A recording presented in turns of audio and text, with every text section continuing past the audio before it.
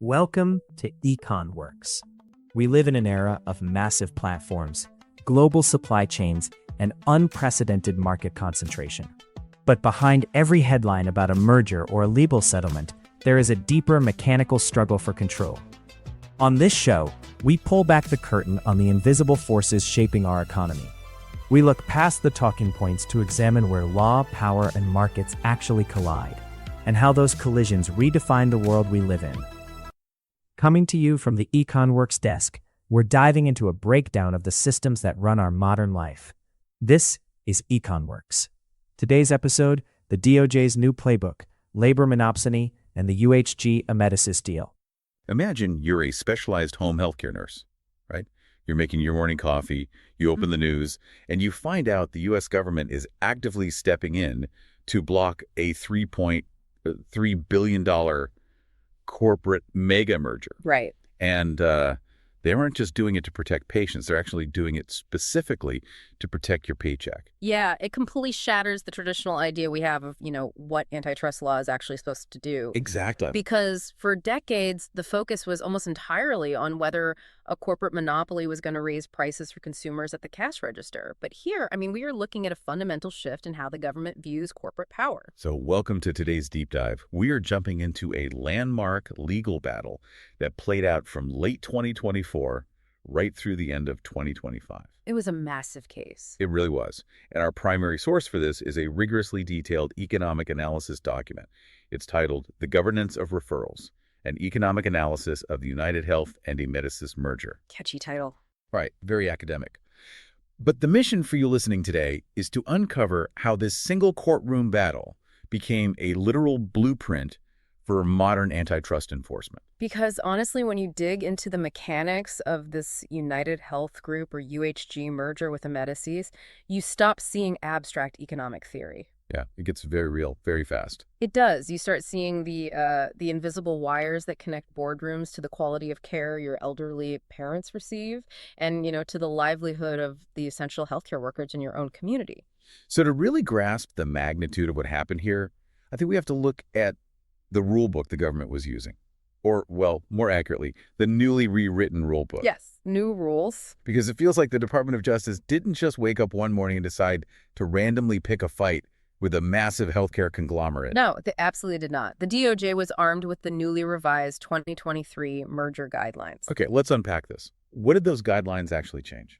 Well, to give you some context, antitrust enforcement in the U.S. had settled into a fairly predictable, somewhat relaxed rhythm for a long time. Companies generally knew exactly how close to the line they could get without triggering a lawsuit. Like they knew exactly where the boundaries were. Exactly. But the 2023 guidelines radically altered that landscape. They dramatically lowered the thresholds for what the government considers an illegal monopoly. So Guideline 1, for instance, essentially dragged market concentration thresholds all the way back to the stricter standards of the 1990s. Wow. So suddenly acquisitions that would have completely flown under the radar 10 years ago are setting off massive alarm bells. Right. But UHG didn't just try to buy Amedisys in a vacuum. Yeah. There was a pattern here. A very clear pattern, yeah. And that triggered Guideline 8. This specific guideline targets what economists call serial acquisitions. Serial acquisitions, Yeah. like buying up a bunch of small places. Exactly. Think of it as a roll-up strategy. Instead of engaging in a single, massive, headline-grabbing merger that would obviously attract regulatory scrutiny, a massive corporation quietly buys up dozens or even hundreds of smaller local competitors over several years. Net by 1,000 cuts. Pretty much. And UHG had just purchased LHC Group, which is another major home health provider, just the year prior. So the DOJ looked at this new $3.43 billion bid for Amedisys and said, we see what you're doing. Right. Like you aren't just expanding, you're systematically buying out the competition so you don't have to compete at all. Precisely. And then there's the labor component, which honestly feels like the real curveball here. Yeah, let's talk about that. Guideline 10, right? Yes, Yeah. Guideline 10. And this might be the most revolutionary piece of the whole puzzle. Because for the first time, these guidelines formally stated that a merger can violate antitrust law if it substantially lessens competition for workers. Wait, really? So not just consumers, but workers? Exactly. It gave regulators the explicit legal foundation to sue a company not just for harming consumers, but for threatening the wages and bargaining power of the actual employees. That is wild. I mean, I'm picturing a massive highway intersection here. It sounds like the government fundamentally changed the speed limit, installed hidden traffic cameras, and just completely rewrote the definition of reckless driving right before UHG tried to speed through the intersection. That's a great analogy. The environment had shifted radically beneath their feet. But corporate strategy, especially at the scale of a giant like UHG, is like trying to turn a battleship. Takes a long time. Exactly. They hadn't adapted to that new reality yet. Okay, so now that you, the listener, understand these incredibly strict new traffic laws, let's look at the intersection itself. The specific market UHG was trying to dominate is the U.S. post-acute care market. Right. And reading through the source, calling this system a maze almost feels too generous. Oh, it is remarkably fragmented. I mean, if you look at a single-payer, nationalized healthcare system in another country, the structure is fairly streamlined. Sure, that makes sense. But the U.S. market operates with this unique friction where the major players are entirely separate, often competing entities. You have the payer, which in this scenario is usually Medicare or a Medicare Advantage plan. Okay, the payer. Right. Then you have the provider, like a home health agency sending nurses to a house, or a hospice organization providing end-of-life care. And then, crucially, sitting right in the middle, you have the referring agent. Yes, the referring agent. Yeah. The source material focuses heavily on this. They call it the agent problem. They do. Walk us through what that actually looks like on the ground for a real person. Okay, put yourself in the shoes of an older patient who has just undergone major heart surgery. They're lying in a hospital bed, they're exhausted, they're medicated, and they're vulnerable. Not exactly a great time to be making complex choices. Exactly. They are absolutely not pulling out their smartphone to read Yelp reviews and comparison shop for a home health nurse. Right, of course not. So instead, they rely almost entirely on a referring agent, usually a hospital discharge planner. And that discharge planner is dealing with their own set of massive constraints, right? Unbelievable constraints. Hospitals are highly incentivized to free up beds safely but quickly.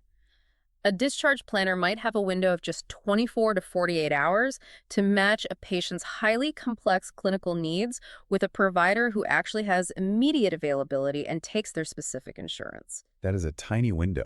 It is. Because the clock is ticking so loudly, proximity and immediate availability are literally the only things that matter. I always think of this like needing an emergency plumber when your basement is actively flooding. Oh, that's good. Yeah, I mean, you aren't going to go online and look for a highly rated plumber 3 towns over who might be able to, squeeze you in next Tuesday. You need whoever's available right down the street right now before the water ruins the drywall.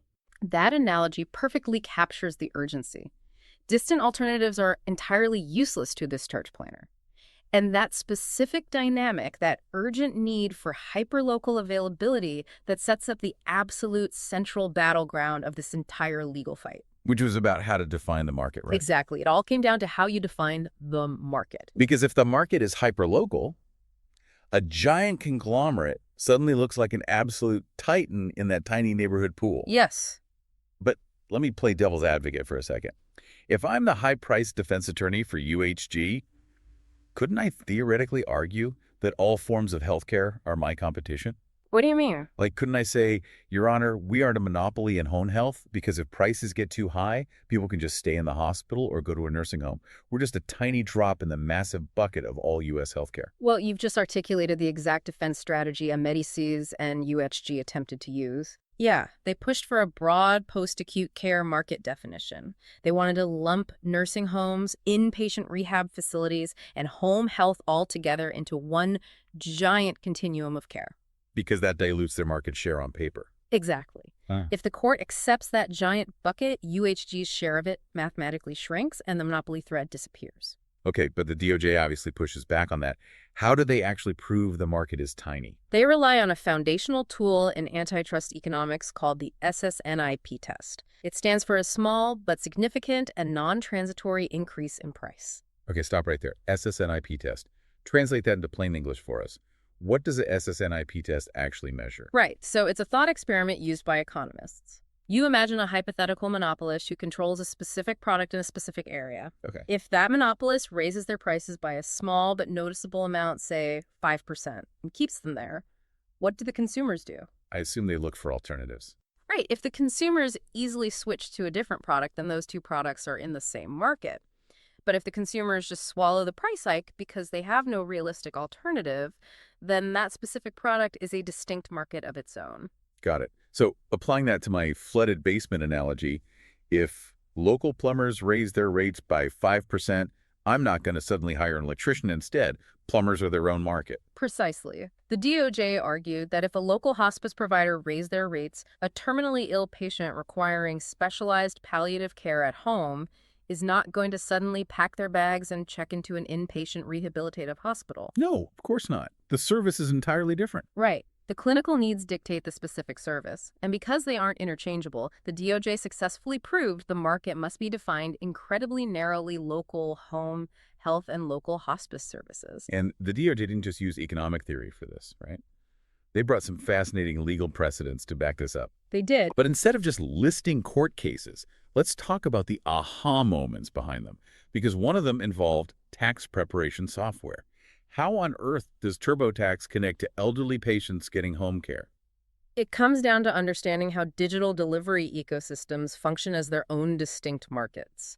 So in a 2011 case involving H&R Block, the tax prep companies tried the exact same trick UHG did. They tried to broaden the market. Exactly. They argued their market was all tax preparation. They said, hey, if our software gets too expensive, people can just go hire a human CPA or do it with pen and paper. Which technically does accomplish the same goal of filing your taxes. True, but the DOJ proved that the type of consumer who navigates a digital, do-it-yourself software ecosystem is fundamentally different from the consumer who drives a shoebox full of paper receipts to a local accountant. That makes a lot of sense. The digital delivery method itself creates a distinct boundary. The court ruled that digital tax software is its own market. Fast forward to UHG. UHG isn't just a company sending nurses out in cars. They're a massive digital platform ecosystem. Oh, wow. Okay, so the DOJ successfully traps them in this tiny, hyperlocal market definition by proving that clinical needs are distinct and digital ecosystems matter. Correct. They win that argument. But proving the market is small is just step one. Now they have to prove to a judge that combining these two specific companies will actually cause measurable harm to patients in those small local areas. And that introduces the first major harm outlined in the analysis, the elimination of head-to-head quality competition. The DOJ's economists showed that the UHG and Amedisys merger would completely shatter the legal limits for market concentration in hundreds of local jurisdictions. Hundreds of them. Yes, and they measure this using something called the Herfindahl-Hirschman Index, or HHI. Let me stop you again because HHI sounds like something straight out of a graduate-level statistics seminar. What does this index actually measure, and why do regulators care about it? Simply put, the HHI calculates market concentration by taking the market share of each firm competing in a market, squaring those numbers, and then adding them all together. Squaring them. Why square them? Because squaring the numbers mathematically places a much heavier penalty on companies with massive market shares. Oh, I see. Yeah. A market with 10 equal-sized companies has a low HHI. A market dominated by one giant company and 9 tiny ones has a massive HHI. Under those new 2023 guidelines, if a market's HHI hits 1,800 points, the DOJ considers it highly concentrated and presumptively illegal. And this merger crossed that line. The analysis showed this merger would blow past that 1,800-point tripwire in local markets all over the country. But here's where it gets really interesting with healthcare. In a normal market, if 2 shoe companies merge and form a monopoly, the immediate fear is that they'll just jack up the price of sneakers. Right. But in the specific healthcare market, the prices are largely fixed. That is a crucial distinction. Because traditional Medicare pays standardized, predetermined rates, a home health agency can't offer a 20% discount to win over a hospital discharge planner. They can't compete on price. Exactly. So how do they compete? They compete ruthlessly on quality. They compete by having better outcomes, faster response times, and higher patient satisfaction scores. Which means if you remove the competitor, you remove the motivation to actually be better. Exactly. And the DOJ actually used the industry's own words against them here. They quoted the former CEO of Amedisys, who admitted on the record that the pure competition between his company and UHG subsidiary is exactly what kept them honest. Wow, just said it out loud. He bluntly stated that fighting for those hospital referrals drove them to provide better care. If you allow those two rivals to merge, that pressure just vanishes. And it goes even deeper than just removing a rival, Mhm. because UHG is vertically integrated. Now, when I hear vertical integration, I usually think of a company owning the factory, the shipping trucks, and the retail store. Right. How does that map onto a massive healthcare network? Well, through their subsidiary, Optum, UHG owns massive physician practices. They own the data analytics platforms that hospitals use. They own pharmacy benefit managers. So they own everything. Pretty much. They employ the doctors who are writing the referrals. They own the software that processes the referrals, and they own the home health agencies receiving the referrals. So using the highway analogy again, it's like UHG owns the highway, they own the gas stations, and they own the GPS system in your dashboard. And they're programming that GPS to subtly reroute all the cars away from the independent gas stations and exclusively into their own. That is exactly what the source document calls the governance wedge. The governance wedge. Yes. When UHG integrates Amedisys into its massive digital network, they can use electronic health record, or EHR, defaults to shape behavior. They can design the software interface to make it slightly more difficult for a discharge planner to select an independent rival. It's an invisible steering mechanism. Exactly. They don't have to explicitly ban independent competitors. They just artificially starve them of patient volume by introducing subtle digital friction. That is terrifyingly subtle. So we have the invisible steering harming the patients and starving the competitors. But then the DOJ activates Guideline 10 to bring up a completely different harm. Right. A harm that hadn't really been tested this aggressively in court before the squeeze on the workers. This is where we shift from a monopoly to a monopsony. Okay, monopsony. Yeah. We all know a monopoly is when a market has only one dominant seller. A monopsony is when a market has only one dominant buyer. Got it. And in this specific scenario, UHG and Amedisys are dominant buyers of labor. Correct. They are buying the time and expertise of nurses. The government alleged that combining these two titans would create an illegal monopsony in local labor markets across 24 states. 24 states, that's huge. Yeah, and this directly threatened at least 8,000 nurses, specifically registered nurses and licensed practical nurses who specialize in home health. I'm trying to wrap my head around how this actually traps a worker, though. Like, if UHG merges and decides to cut my pay as a nurse, why can't I just say, forget this, I'm going to go work at the local hospital emergency room? Nursing is in high demand everywhere, isn't it? It is in high demand, yes, but you have to look at the daily reality of a specialized home health nurse.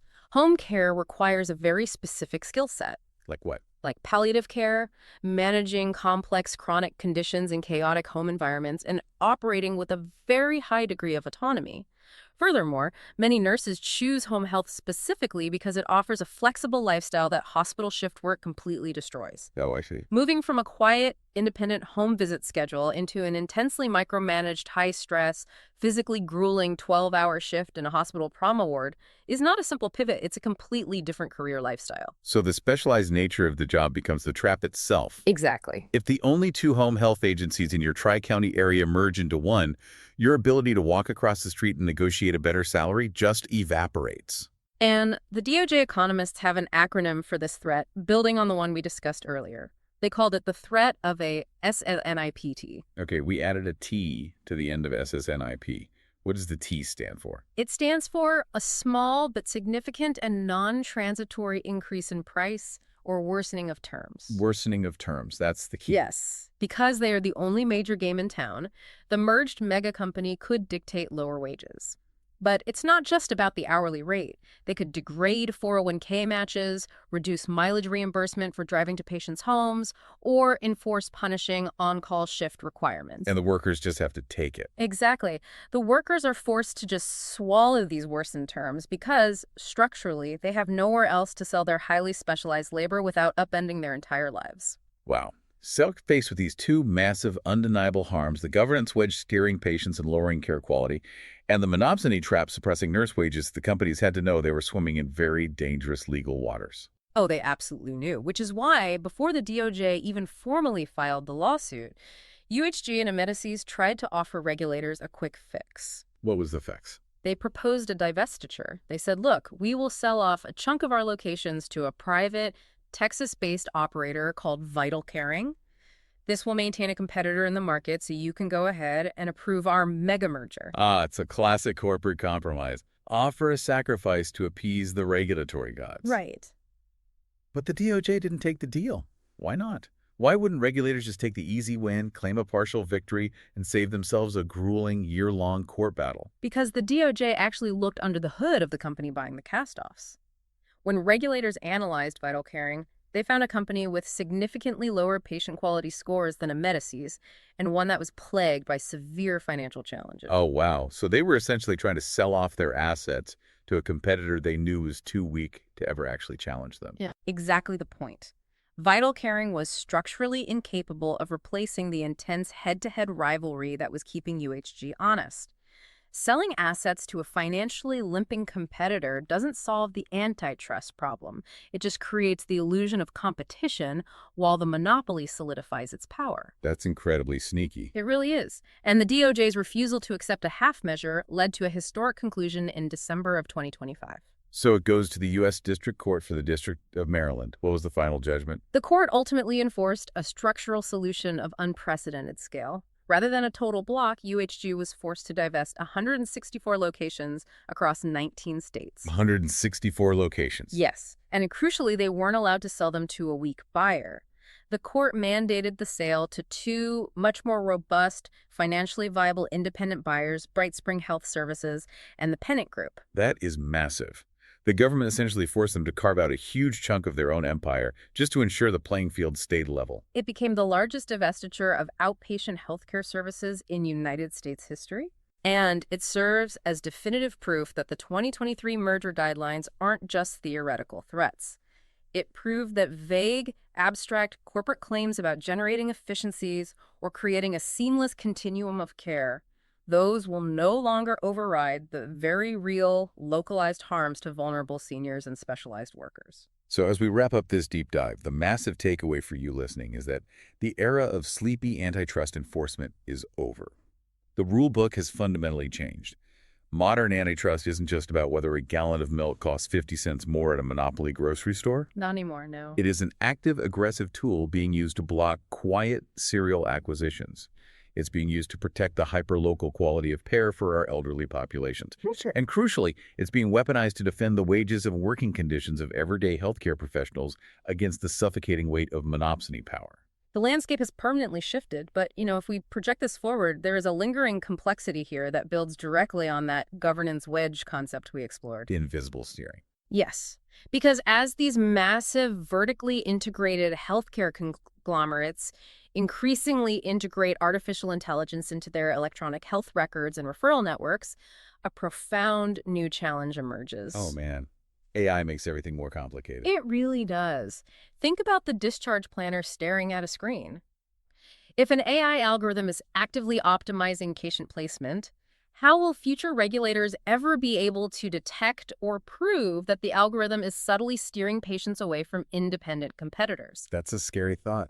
If the bias to favor a parent company's own clinics is buried deep within a proprietary machine learning code, optimizing for vague metrics like efficiency, the antitrust battles of tomorrow are going to look very different. I'd have to, right? Yeah, they might look less like traditional economic market analyses and much more like deep algorithmic forensic investigations. Wow, so that invisible referee manipulating the system just got a massive black box tech upgrade.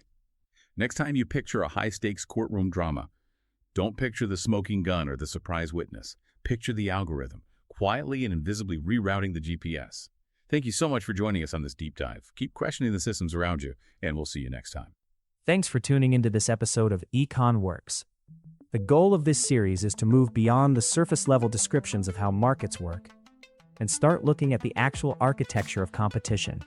We'll be back soon with another look at where the law and economics meet the market.